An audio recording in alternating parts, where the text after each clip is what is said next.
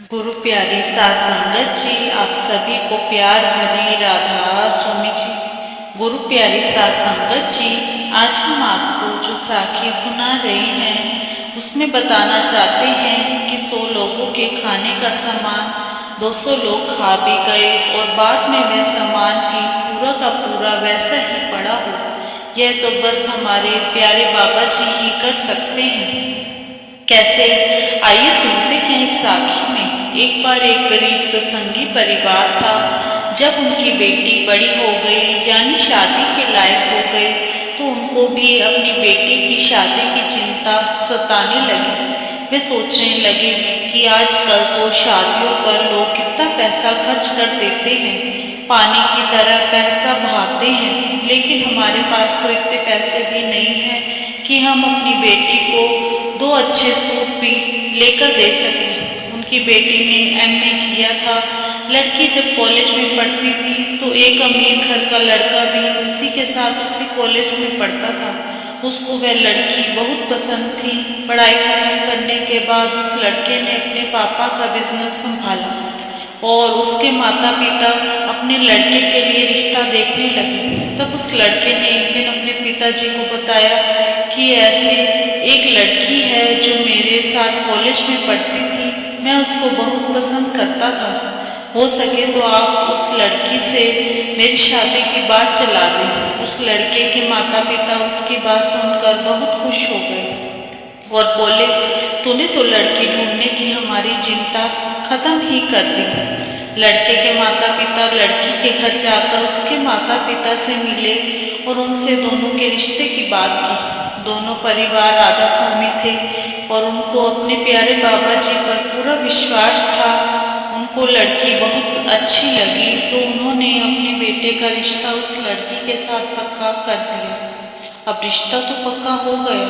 2 महीने के बाद शादी की तारीख भी तय कर दी गई। लड़की के माता पिता सोचने लगे, हमने अपनी बेटी का रिश्ता तो इतने बड़े घर में कर दिया है, लेकिन हमारे पास तो उनको देने के लिए कुछ भी दान दहेज नहीं है। एक दिन वह दोनों पति पत्नी लड़के वालों के घर चले गए और उन्होंने हाथ जोड़कर कहा कि भाई साहब, आपका खानदान तो बहुत ऊंचा है, आप तो शहर के जाने माने सेठ हैं, लेकिन हम तो गरीब आदमी हैं। हम आप लोगों की बराबरी तो नहीं कर सकते और ना ही हम आपको कुछ दे सकते हैं। लड़के के माता पिता बोले, हमको कुछ नहीं चाहिए, बाबा जी का दिया हुआ हमारे पास बहुत कुछ है, किसी चीज की कोई कमी नहीं है। हम तो आपकी लड़की को डालने के लिए सूट और डालने के लिए गहने भी अपनी तरफ से आपको दे देंगे। बस आप बारातियों का स्वागत अच्छे ढंग से करें। आप उन सबके खाने पीने का इंतजाम अच्छी तरह से करें। हमारी तरफ से बारात में 100 लोग आएंगे। बाकी जो आपके परिवार, रिश्तेदार व पड़ोसी होंगे वह सब आप देख लेना। बाकी सब आप स्कूल मालिक पर छोड़ दो, बाबा जी सब कुछ अच्छा ही करेंगे। लड़की के माता पिता राधा स्वामी बोलकर अपने घर वापस आ गए और सोचने लगे कि अब क्या होगा। 150 लोगों के खाने पीने का इंतजाम हम कहाँ से और कैसे करेंगे। शादी को तो बस अब कुछ ही दिन बाकी रह गए थे। एक दिन वे दोनों पति पत्नी उदास बैठे थे। उसी समय एक सत्संगी पति पत्नी उनके घर आ गए। उन्होंने उनको राधा स्वामी किया और बोले, हमने सुना है हमारी बेटी की शादी है और आप तो यहाँ पर आराम से बैठे हैं, कोई तैयारी वगैरह नहीं करनी है क्या, या आपने सारी तैयारियां कर ली हैं। वे दोनों हाथ जोड़कर बोले, भाई साहब, हम तो गरीब लोग हैं, हमारे पास तो उनको देने के लिए कुछ भी नहीं है।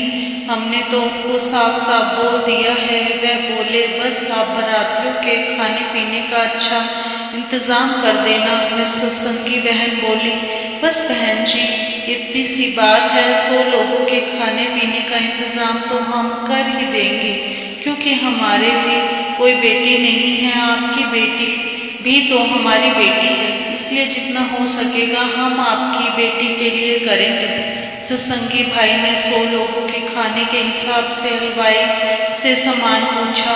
जितना सामान हलवाई ने बताया वह उन्होंने बाजार से मंगवा कर उनके घर पर भेज दिया।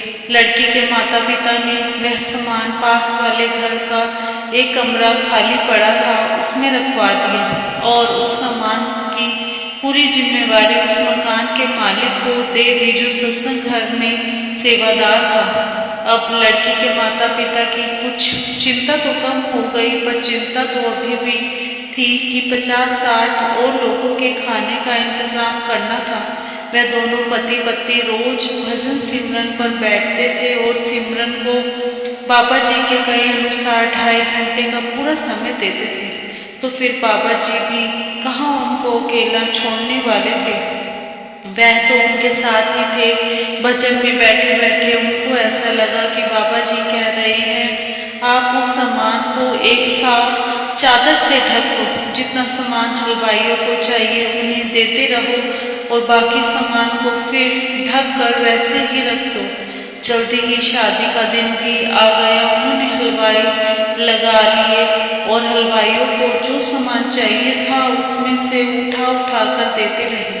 पास वाले घर में जिनका कमरा था वह लोग भी सत्संगी थे और सत्संग घर में सेवादार थे। उन्होंने उनकी बेटी को अपनी बेटी समझकर उनकी पूरी मदद की। हलवाई के सामान की पूरी जिम्मेवारी उन्होंने अपने ऊपर ले ली और उन्होंने हलवाई भी अपने घर के आंगन में ही बिठा लिया। उनके सभी रिश्तेदार हैरान थे कि इस गरीब ने अपनी बेटी की शादी में खाने पीने का इतना अच्छा इंतजाम कहाँ से कर लिया, क्योंकि यह तो बहुत गरीब है।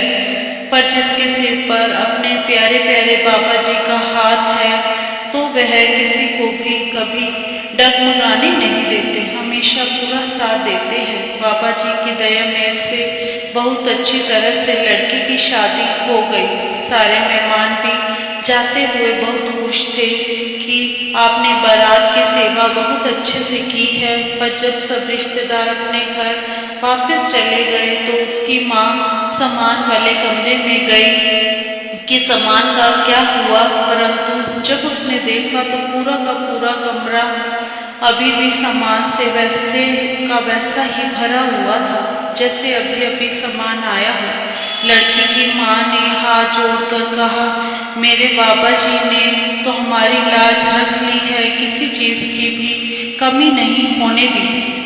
बाबा जी अपने बच्चों को कभी किसी के आगे झुकने नहीं देते। दोनों हाथ जोड़कर लड़की के माता पिता बाबा जी के आगे खड़े थे और कह रहे थे, शुक्र मालिका, शुक्र दातिया, आपका बहुत बहुत शुक्रिया। इसी के साथ इजाजत चाहते हैं, कल मिलेंगे एक नई साखी के साथ। तब तक के लिए राधा स्वामी जी। अगर साखी अच्छी लगी हो तो कमेंट बॉक्स में राधा स्वामी अवश्य लिखिए जी। राधा स्वामी जी।